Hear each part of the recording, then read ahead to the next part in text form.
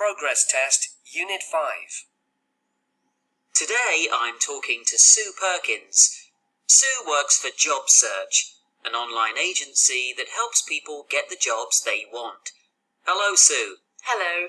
So, Sue, what's the first thing that people should do when they want to find a job?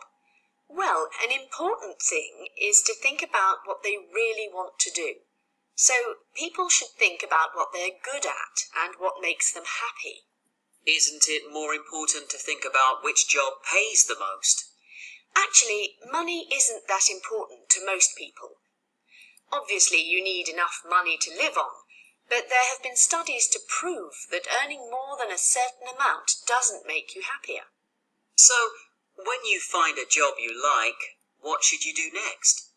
Well, you either need to send in an application form or a CV and covering letter.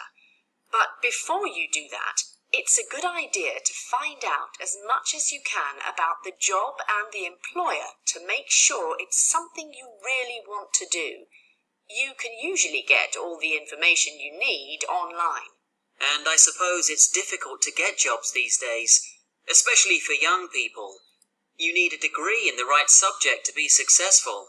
Oh, don't worry too much about having the right qualifications. A lot of jobs involve working as a team, and that's more important to some employers than which degree you have. That's good to know. So, you get an interview. What should you do next? Well, you need to think about what to wear for the interview, and also the kinds of questions people will ask you. Don't get your answers ready in advance, though. You won't sound natural if you do that. Just go along and be yourself. Try to talk about what you can do rather than what you can't, because then people will think you're really positive. And don't lie about what you can do, as people will be disappointed when they find out the truth. So, what do you do if you don't get the job you want? My advice is don't worry. If you don't get the job, it's probably because the job isn't right for you. Just start looking for the next job.